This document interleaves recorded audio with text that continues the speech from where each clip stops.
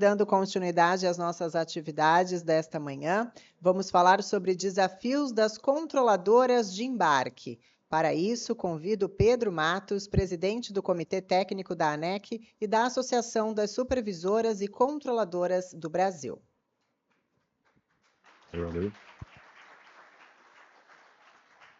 Bem, bom dia a todos.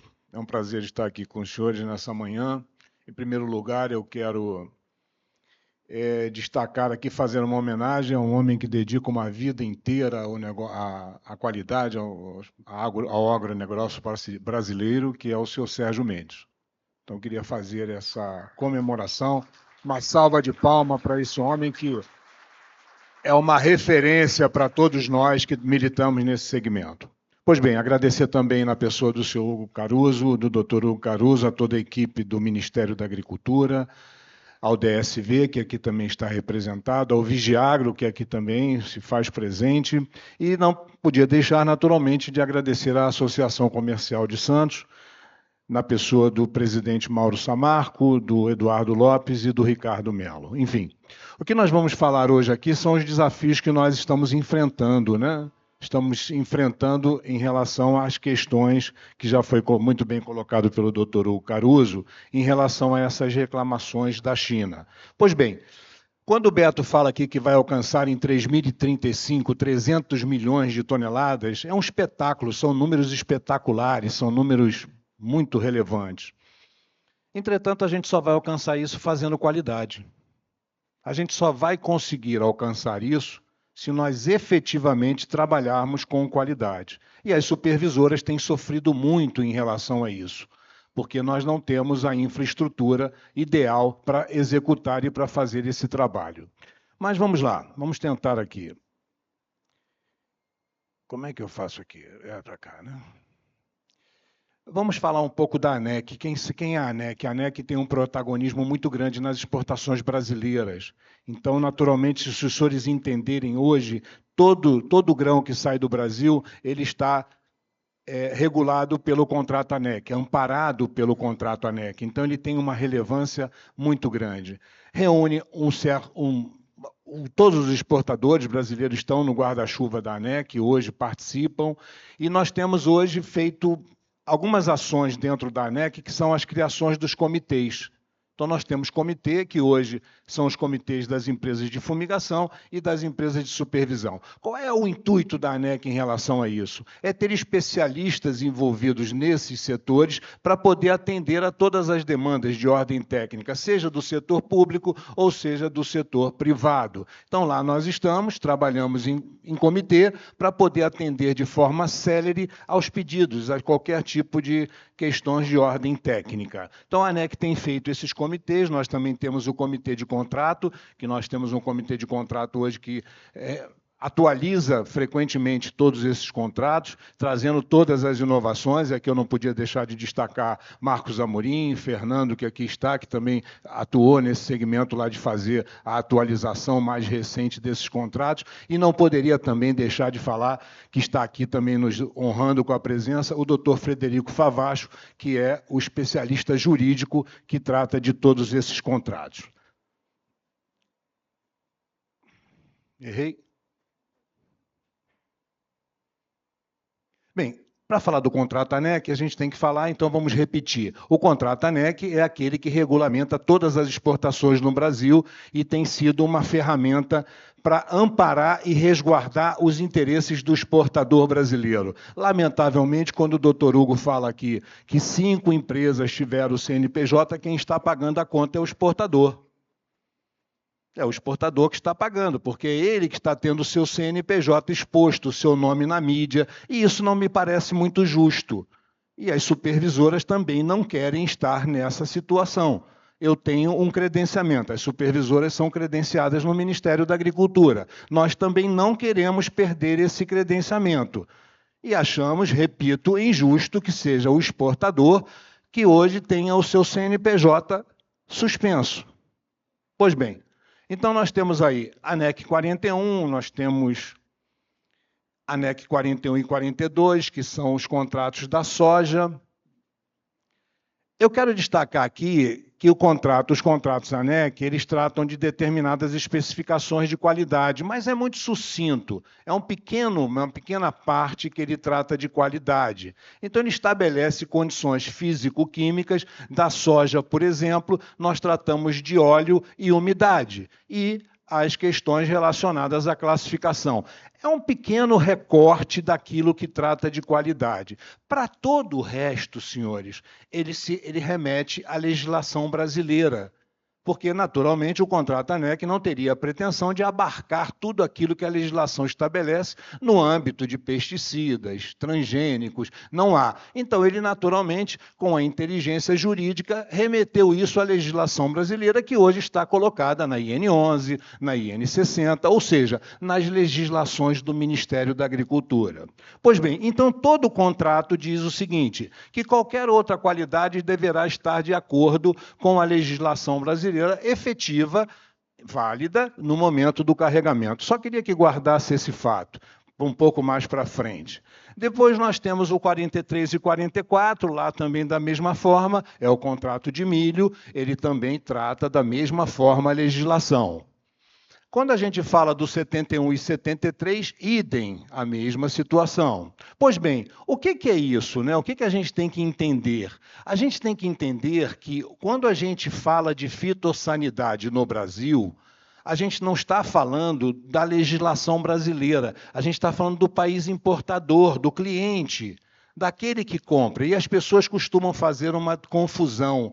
Entendem que determinada praga não é quarentenária no Brasil, mas ela é quarentenária no país importador. Qual é a regra que vale? É a do país importador, é daquele que está comprando e para o qual nós temos que respeitar o regramento. Isso é muito importante. Então, vamos lá. A gente tem uma portaria 177 que trata do certificado fitossanitário. Então, está lá posto de forma clara, é o documento oficial emitido de acordo com os modelos que atesta que o envio cumpre com os requisitos fitossanitários estabelecidos pela ONPF do importador. Não adianta falar de praga quarentenária da IN 38, da IN 39, que são aquelas pragas quarentenárias brasileiras. A gente tem que conhecer aquilo que é a legislação do país importador. Poxa, Pedro, você tem que saber da China, da Rússia, do Japão? Tem. Se você pretender exportar para aquele país, você precisa entender que a regra do jogo é a regra do comprador. Pois bem, aí você tem ferramentas para te auxiliar nesse segmento. Você tem algumas ferramentas que o Ministério da Agricultura viabiliza na expectativa de auxiliar o exportador brasileiro, que é, por exemplo, o T-Rex, que passa por atualizações, enfim, é uma ferramenta que os exportadores brasileiros, as empresas de supervisão, têm se valido para, de alguma maneira, conhecer o regramento do país importador. É uma ferramenta importante, mas que tem que, naturalmente, ser atualizada, tem que ser melhorada para que essa assistência, isso seja mais efetivo e nós tenhamos realmente condições de avaliar em toda a extensão qual é o regramento do país importador. A gente precisa atender no grão, na soja. Eu fiquei pensando no Beto. Aí o Beto disse assim, poxa, imagine se o Porto de Santos para determinada atividade. Eu fico imaginando dizer assim, e aí o seu Sérgio Mendes, a gente é chamado de velho, porque a gente volta lá em 2004, e a gente esquece que a China mandou 23 navios de volta. A gente esquece que em 2004 já tinha semente tratada. E 23 navios voltaram. Um prejuízo que o seu Sérgio fala que o número é um número astronômico, extraordinário, e causou um prejuízo não só econômico, como a imagem do Brasil. Razão pela qual nós tivemos que elaborar a Instrução Normativa número 15 em conjunto com o Ministério da Agricultura. Todo mundo chama a gente de velho. Tá bom, se isso é ser velho, então nós somos velhos. Só que a gente não perde de vista a história, porque a história conta o presente. Então, imaginem você, 2004, a China devolve 23 navios, 2005 tem notificação, aí doutor Hugo, tá? Doutora Helena, Karina, Fernando, todo mundo recebendo todo ano um puxão de orelha. Aí, em dezembro de 24, essa pessoa que está puxando a tua orelha diz assim, olha, eu vou te suspender. É a mesma coisa do colégio, né? Quando a gente estava no colégio, fazia arte, ia lá, depois ia um bilhete e no final você era expulso. Então é mais ou menos a situação que a gente está enfrentando agora. O risco que nós temos é esse. A gente precisa entender que a gente tem, como o doutor Hugo Caruso colocou com muita propriedade, que a gente tem um documento, mas não tem o protocolo da soja. Não importa o protocolo da soja, não importa o protocolo, não importa não ter. Tem um protocolo para o milho. As pessoas dizem assim, mas só precisa respeitar aquele regramento do protocolo. Não. O Brasil firmou um acordo que diz o seguinte, artigo 18, quando os grãos de entrada apresentarem alguma das circunstâncias, tais grãos serão devolvidos ou destruídos. Qual é uma condição? For encontrado qualquer solo, praga de significância quarentenária ou qualquer outra substância de entrada proibida e nenhum tratamento de quarentena eficaz poder ser realizado. Gente, a gente bota um navio aqui de 60 mil toneladas, manda para a China e assinou um documento que dá a prerrogativa dele de destruir o navio, destruir a carga. Olha a importância desse negócio que a gente está falando aqui, né? E agora, a gente vinha sendo notificado. Hoje nós estamos suspensos. Algumas empresas estão recebendo a suspensão. É bom a gente começar a prestar um pouco mais de atenção e, eu insisto, a ideia da SCB, da Associação das Supervisoras, é naturalmente ajudar, contribuir com essa situação, de forma que a gente efetivamente encontre uma solução que não seja isso que o doutor Hugo fala, e fala com muita propriedade, que a gente senta na mesa e só dá desculpa. Incomoda, porque você fica 10 anos dando desculpa, é muito complicado. 20 anos fica muito complicado. Enfim, então só para os senhores entenderem o que nós assinamos, o que nós temos lá firmado com o governo chinês e o que nós demos a ele como prerrogativa. Pois bem, quando a gente fala de milho, a gente tem as pragas ali, aí as pessoas fazem uma confusão de que é só isso que está em voga. Não! Não, isso aqui foram as pragas que eles elencaram como aquelas de maior relevância para o processo deles, mas sempre estará presente a portaria 177. E ela elenca um número extraordinariamente grande. Hoje ela contempla 404 pragas, entre insetos, enfim, toda uma sorte, que tem sido tratada pelas empresas de supervisão e pelas empresas de fumigação, que também tem uma relevância muito grande nesse processo para a China, porque, naturalmente, nós sabemos que toda a carga destinada para a China é submetida ao processo de fumigação e tem trazido, em alguma medida, garantia para que nós não tenhamos lá os insetos, a praga viva. Enfim, nós temos feito o Comitê de Fumigação da ANEC, tem feito um trabalho muito robusto no sentido de tentar trazer toda a tecnologia para poder dar o amparo aos exportadores. Aí você tem a legislação fitossanitária da Rússia, que eu também trago, porque, naturalmente, é só para dizer o seguinte, cada país importador tem uma legislação fitossanitária para a qual nós devemos estar atentos e devemos, naturalmente, cumpri-lo. Nós temos a obrigação de cumprir isso se queremos exportar para aquele determinado país. Aí nós temos aqui a Rússia, a relação da Rússia, os senhores entenderem também que tem toda uma legislação específica de cada país. Qual é o posicionamento do mapa? E é que eu queria pedir a atenção de vocês. Qual é o posicionamento do Ministério da Agricultura? Vamos lá. A presença de uma semente de planta daninha quarentenária no envio é suficiente para provocar uma notificação de não conformidade fitossanitária. Gente, isso aqui é uma loucura. Você imaginar que vai embarcar um navio de 60 mil toneladas e e apenas uma de planta daninha quarentenária representa uma notificação fitossanitária, é uma coisa muito restritiva, né? E nós precisamos, naturalmente, atacar isso com tecnologia. Nós não temos outro caminho. E aí, daqui a pouco, eu vou chegar no ponto em que eu quero em relação à infraestrutura. Então, vejam, é diferente. As pessoas dizem, mas é uma na média. Não. Não é diferente. Quando a gente faz classificação, a gente classifica a cada 5.000 e extrai a média. Não, aqui não. Aqui eu encontrei uma, e apenas uma, ela é suficiente para ter uma notificação fitossanitária do país importador. A posição em relação ao mapa é no sentido, e aí é o DSV, que diz o seguinte, olha, você não tem, a gente teve um problema recente, a gente está tendo um problema com carrapicho. Todo mundo aqui que teve uma infância saudável levava para casa carrapicho na calça. Levava um puxão de orelha da mãe, tirava aquele carrapicho, onde é que você andou e tudo mais. Carrapicho não é nada no Brasil. Não representa a rigor absolutamente nada. Mas é praga quarentenária na China. Aí a gente escreveu para o DSV. O DSV, de uma maneira muito assertiva, diz o seguinte, olha, não se preocupa só com carrapicho, não, se preocupa com as 400. Aí a gente para pensar e diz assim, puxa vida, eu sou uma entidade de supervisão, vou ter que olhar tudo isso, caminhão por caminhão, cada vagão e fazer isso, olha que trabalho, hercúleo, não? Uma coisa impressionante da gente fazer. Mas a gente está tentando, de uma maneira muito honesta, com a maior qualidade possível, fazer esse trabalho com dignidade.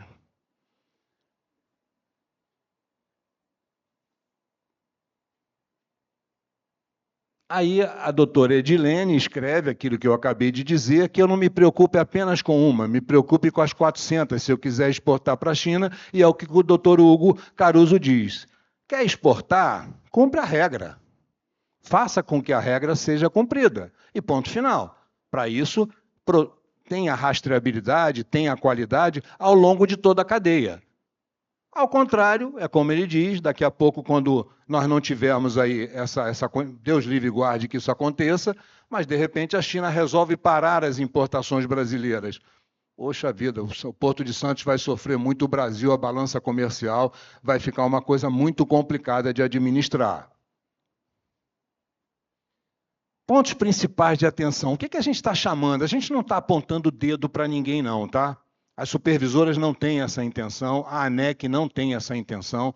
Nós estamos aqui para tentar contribuir com esse processo. A gente tem a expertise, porque a gente milita nesse segmento há muitos anos, né? As empresas de supervisão, a gente entende que pode dar uma contribuição, não só para o Ministério da Agricultura, como também para os exportadores. Então, nós endereçamos ao Ministério da Agricultura um documento expondo para o Ministério quais eram os pontos que nós achamos suscetíveis e que se atacados, vão nos permitir maior consistência, maior robustez no trabalho que nós realizamos. Então, nós endereçamos uma carta, então, acesso a pontos de coleta, melhora de situações de ordem trabalhista, melhor equipamento para nós fazermos a coleta, como o doutor Hugo colocou agora, a doutora Helena, a Karina também, nós tivemos agora recentemente em Paranaguá, há uma iniciativa no sentido de colocar os amostradores automáticos, porque quando se fala do porto, aqui se falou de quantidades extraordinárias, de investimentos extraordinários.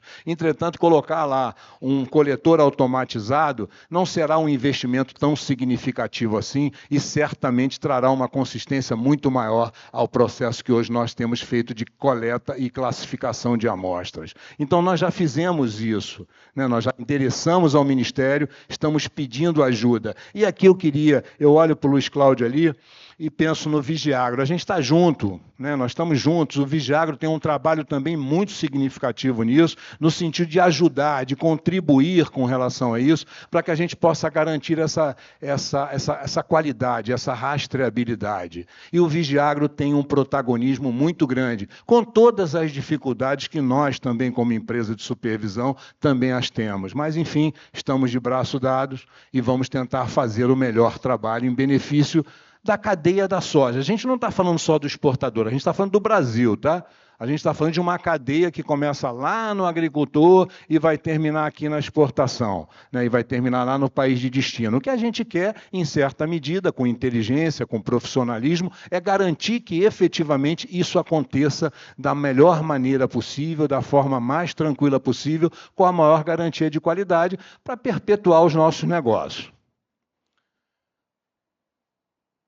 A carta que nós endereçamos, o documento que foi endereçado e protocolizado no Ministério da Agricultura, aí a gente tem o requisito de amostragem. Só para vocês entenderem qual é o trabalho da supervisora, para quem não entende. A gente, quando chega um caminhão no porto, ou em qualquer lugar, que a gente vai fazer uma amostragem, a gente segue uma regra, tá? Que estão lá estão colocadas nas instruções normativas. Então, para um caminhão de 15 toneladas, são 5 pontos, de 15 a 30 são 8, e acima de 30 toneladas são 11 pontos de coleta. Então, imagine os senhores que toda a legislação hoje ela está voltada para, e aí a doutora Fátima Paris é uma professora nisso, eu não vou me atrever, mas, enfim, toda a coleta de amostra, ela é feita para a determinação, para a obtenção de uma amostra, para classificação de defeitos, para enquadramento de tipo. Então, vamos lá. Eu tiro 11 furos, faço 11 coletas numa massa de grãos e obtenho uma amostra e classifico essa amostra para defeitos. E aí eu enquadro no tipo, correto? Está perfeito isso. Agora, qual é a regra de amostragem para achar praga quarentenária? Qual é para semente tóxica e para semente tratada? Não tem. Não existe.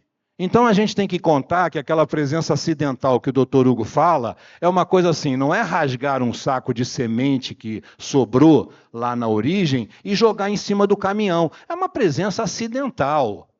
Isso não é uma presença acidental. Como o doutor Hugo colocou, a gente não colhe soja tratada, né?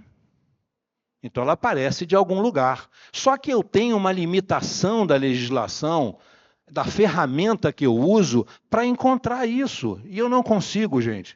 E não tem a supervisora hoje, a dor da supervisora hoje é estar vendo o exportador sofrer uma sanção e, naturalmente, temerosa de que ela também, empresa de supervisão, sofra a mesma sanção. Eu disse ontem no Vigiagro, no Luiz Cláudio, será uma enorme injustiça se o exportador continuar pagando a conta e a empresa de supervisão e a fumigadora tiverem os seus credenciamentos cassados. Será uma injustiça, doutor Frederico Favacho. Será uma enorme injustiça, porque é toda a cadeia que está envolvida nesse processo.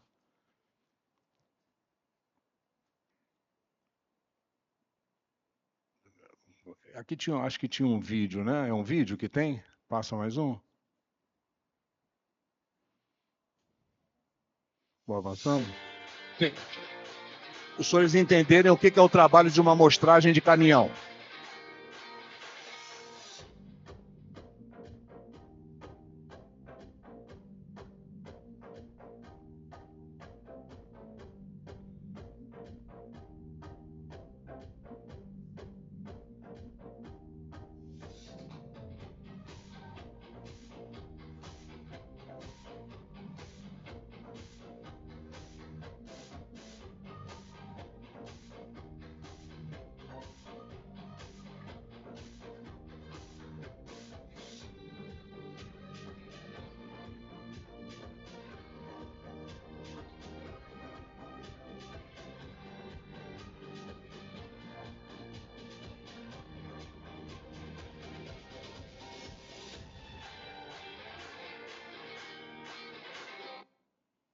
Coleta precisa e confiável, sim.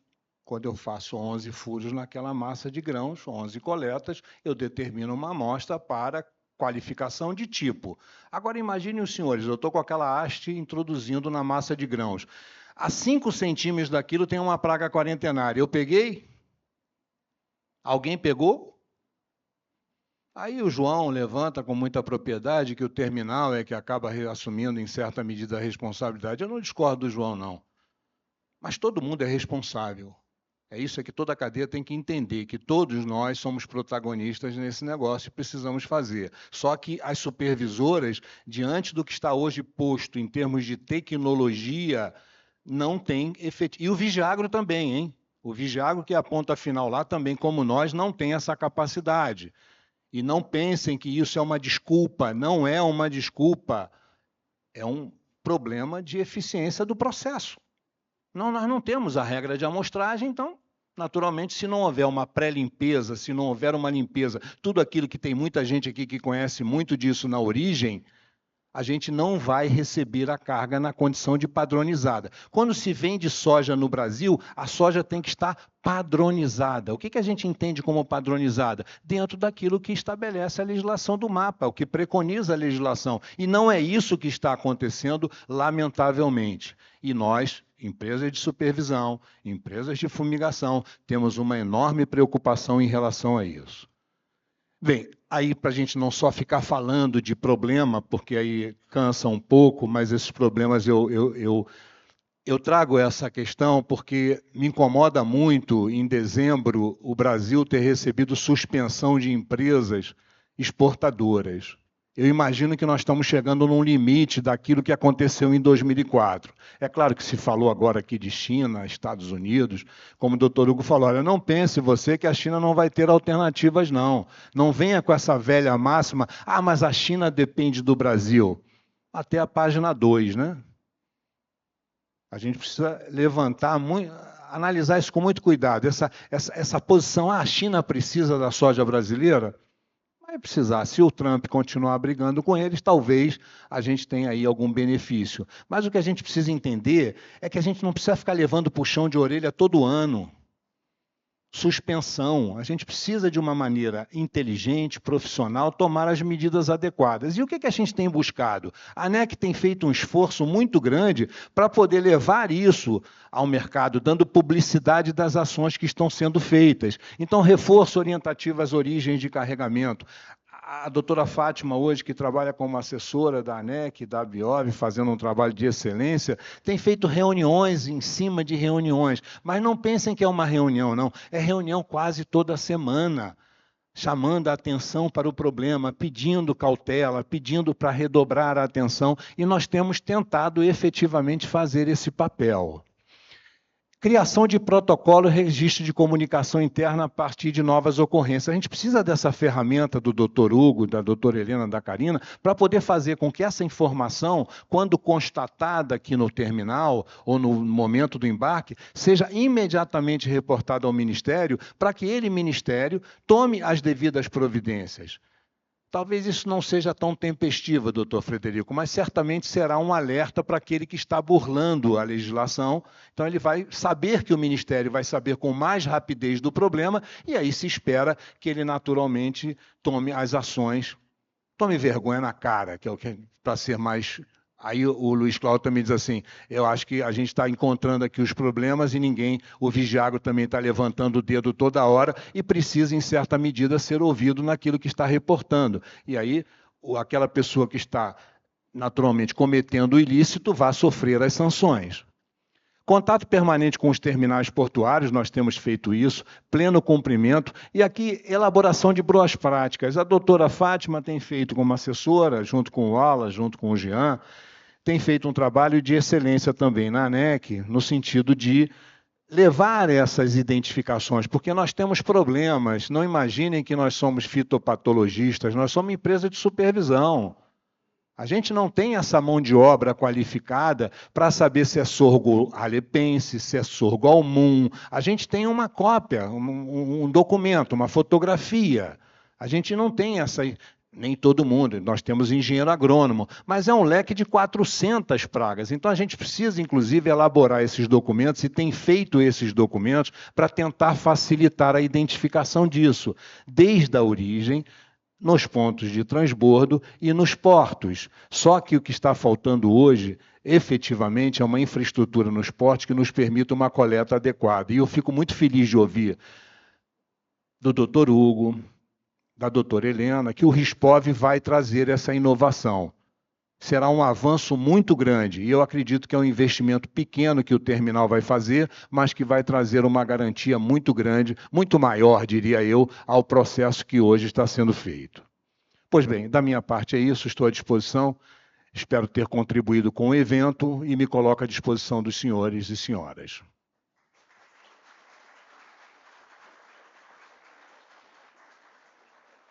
Temos um tempo disponível para perguntas. Se alguém quiser fazer, por favor.